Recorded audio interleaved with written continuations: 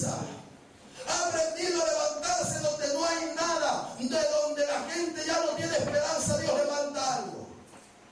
El apóstol Pablo decía: derribados mas no destruidos.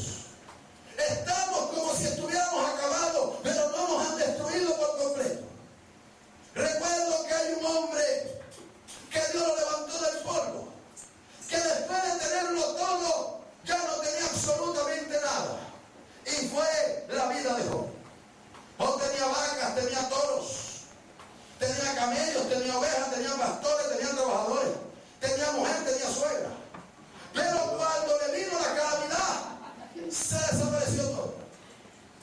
Cuando la gente está en la buena, todo el mundo está ahí. Cuando la gente tiene, todo el mundo es su amigo. A usted la gente se entera: fulano de tal, le dieron tantos millones, le aparecen tíos que usted nunca lo había visto en su vida. Le aparece el sobrino, le aparece un poco de familia, diciéndole que es su familiar, pero cuando usted está mal, nadie se aparece. Al contrario, la gente cuando está mal y ve a alguien, lo que hace es que sale corriendo.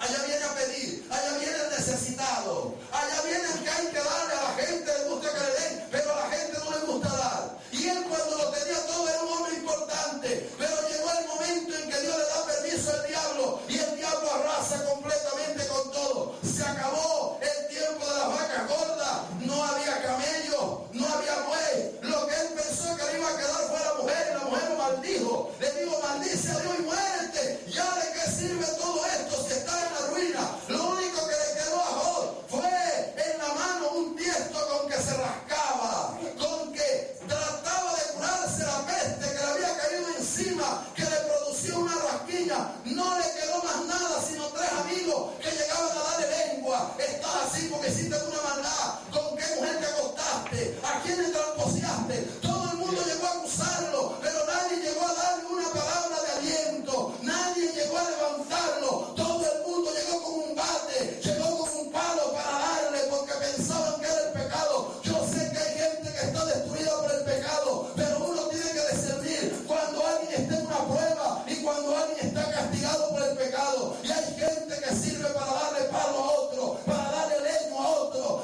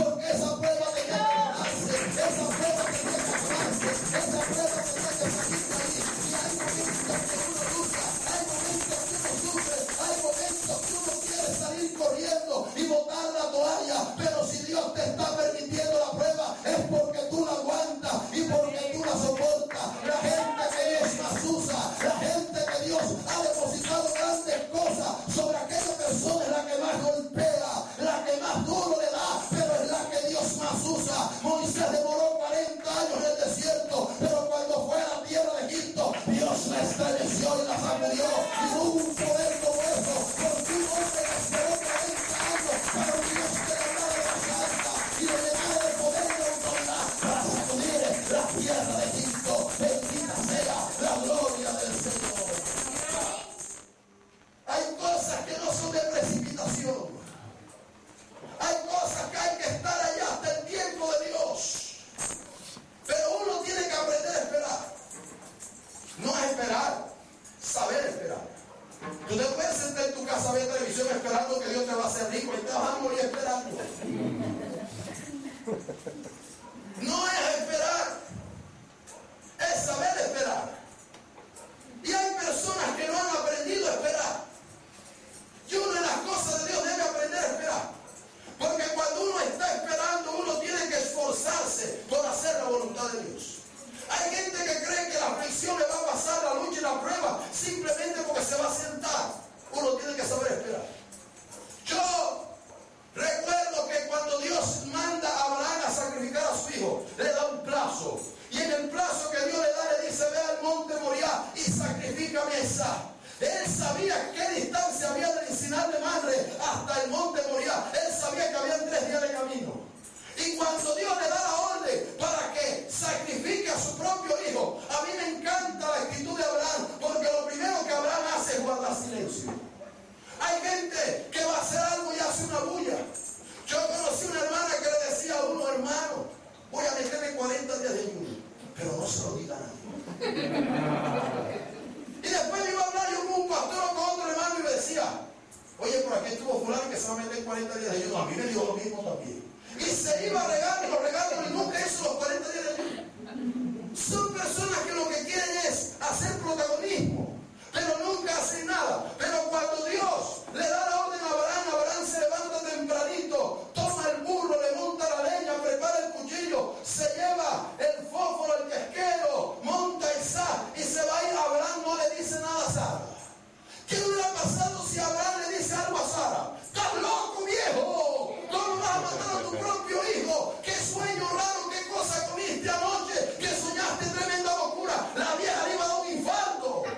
Cuando uno está pasando por una prueba de Dios, uno tiene que entender que eso no es problema del hermano ni de la iglesia. Porque hay gente que está pasando una aflicción y carga una cara de toro, de pajiza, de 38 hijos. No tengo que ver nada con tu problema. Quieren pagar la rabia con todo el mundo. Ese es un problema entre usted y Dios. Y si Dios le abre la llaga, Él se la cura. Si Dios lo mete, Él lo saca. Y Dios había metido a Abraham y Abraham guardó silencio. Este es un problema entre Dios y yo. Y caminó 3 días. Y eso no está en la Biblia, pero yo me imagino que el diablo le hablaba: estás loco, vas a matar a tu único, estás viejo, ya te tiembla la mano, ya tienes que andar con bastón, tienes que igual del agua, porque te adora, no hay oportunidad para otro hijo, estás loco, devuélvete, no le hagas caso a Dios. Un tormento de 3 días, pero en los 3 días lo subió al monte Moriah, y cuando él sacó el cuchillo para enterrárselo, Dios se dio cuenta que iba a obedecer y le dijo: no levantes la mano contra el muchacho, porque yo conozco que temes a Dios. Aguantó la aflicción 3 días, pero si uno aguanta y soporta y es paciente, pero tiene que caminar en obediencia en ese tiempo de espera, Dios tiene que ver que tú hagas su voluntad, para que cuando levantes el cuchillo no destruyas, sino que Dios te bendiga, que Dios te ayude, que Dios te saque de la prueba, que Dios te saque del momento difícil. Para eso el tiempo de espera, para obedecer, para buscar, para someterse a la presencia de Dios. Bendita sea la gloria de Dios. Pero hay hermanos que uno se encuentra: hermano, ¿cómo está en la prueba? Pasan 2 años. ¿Cómo estás en la prueba? Pasan 10 años. ¿Cómo está en la prueba? Se murió el hermano en la prueba. Esperan y esperan, pero nunca salen de la prueba. Y les voy a decir algo, les voy a tirar un dato esta noche. Si usted no hace lo que Dios le dice y le prueba a Dios que usted es capaz de hacer lo que Dios dice, la prueba se le va a repetir. Esto es como un examen. Si uno no sale del examen, Dios vuelve y te lo repite. Dios vuelve y te lo repite. Si perdiste el año con Dios, no es como el gobierno: páselo, páselo un billetico al profesor, te devuelve y va a repetir el año.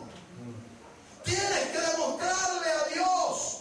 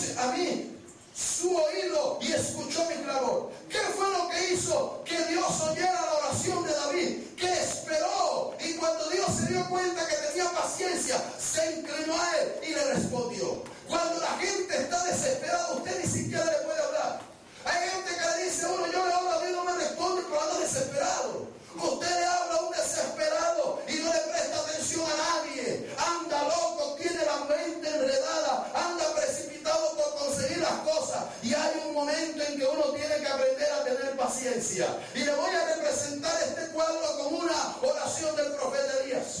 Cuando Elías se va a orar allí al monte Carmelo con el siervo que tenía Giesi, él cuando se va a orar allí, se va y se mete la cabeza entre las piernas.